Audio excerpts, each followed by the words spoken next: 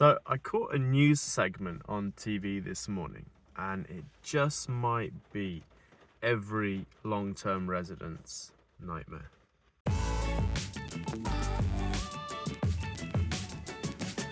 As someone who's lived in Japan for 24 years, I'm pretty happy with the level of my Japanese. I feel like I can get along, I don't have any problems day to day. I can communicate, I can understand what's going on around me. But this morning I saw a news segment and it was talking about bogo gairi, or regressing to your native language. Basically, it seems that this is becoming more of a concern here in Japan because there are more and more long-term residents.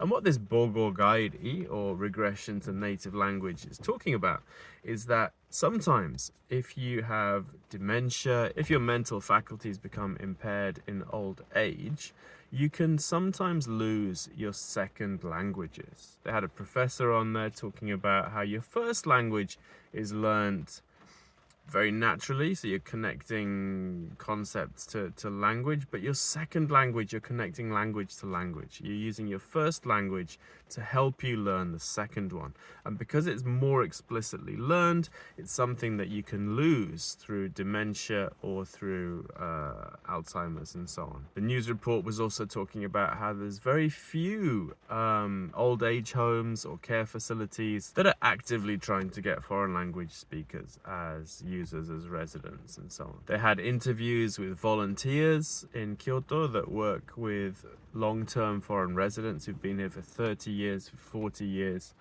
who speak Japanese or spoke Japanese, but now they're finding that they can't remember how to speak Japanese. Personally, this is a complete nightmare for me. So I've been in hospital a couple of times here for long periods, and it was fine. I could get along with the staff, the patients. I didn't have any problems. But I can imagine how difficult it would be if suddenly I couldn't speak Japanese anymore. Can't imagine going back to the state I was in for the first year or so in Japan, where I couldn't understand what was going on, I couldn't communicate with people, and that is actually pretty frightening for me. Now, fortunately, my wife speaks English, my daughter speaks English, and my granddaughter speaks English, or at least understands my English.